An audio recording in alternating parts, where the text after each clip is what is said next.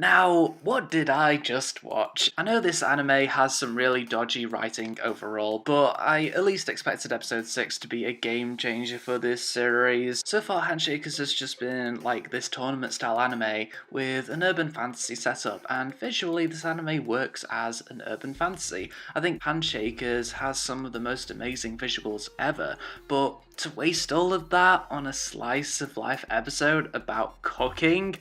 OMG! So in episode 6 of Handshakers, a school festival is taking place, and for once, we actually get random shots of people, and those shots are relevant to the story. Of course we need shots of school kids participating in the festival to actually establish things. We don't need an overabundance of random shots of people walking in the streets, like in previous episodes. Kiori is finally given a phone after the run-in in the previous episode, and Tazuna confronts the scientist guy about the scientist guy previously being a handshaker himself, and then there's some random stuff about how the scientist had to put Kiori asleep in order to save her, and that the scientist is thankful that Tazuna keeps Kiori alive. Now, I should say that the scientist guy is my least favourite character in this anime. He's kind of a weakling, which doesn't quite work in the context that he's supposed to be a kind of mentor to Tazuna, and the scientist guy is quite possibly a veteran handshaker. He would have worked as a character had he only used the weakling scientist thing as a front to hide some super badassery, but so far we've never seen that, and I doubt that we ever will. Luckily, the voice actor for the scientist is energetic enough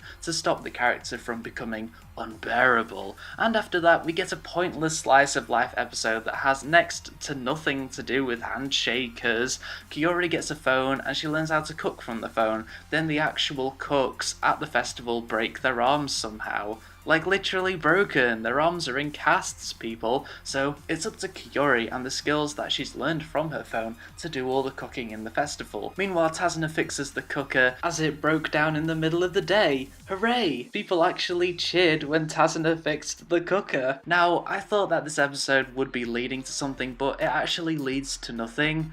Absolutely nothing. No battles or villains or potential problems are even slightly set up, and I felt like this episode was a waste of time. But this episode did make me realise the potential that this anime had. I mean, the only real reason I'm watching this anime is so that I can see all the beautiful urban fantasy visuals, and I'm not really here for anything else. But I could see in this episode what this anime could have been. It actually could have been a fun and interesting and probably nostalgic anime about a guy and a girl who do urban fantasy battles, and they're really romantic together, and the scientist guy is the funniest guy in this anime, and so on. But this anime can never reach that potential on a character level. First of all, Kiori and Tazuna are too young to actually do anything too romantic, so them constantly having to hold each other's hand is actually pretty awkward because they're just too young. If they were older teens, it would have been a different story altogether. And when you think about all the violence and incest that's in this anime, you'd have thought that the two main characters would be older, as surely the target audience would be older too. So yeah, this episode felt kind of pointless. It was just an excuse to make the scientist guy thank Tazuna twice for helping him out and show Kiori in a dress, and that's it. So hopefully in the next episode we'll go back to the handshaker battle stuff, as at least all of that stuff is relevant to the overall story, and who knows, maybe the scientist guy or even Kiori will suddenly show that they are actually super badass handshakers.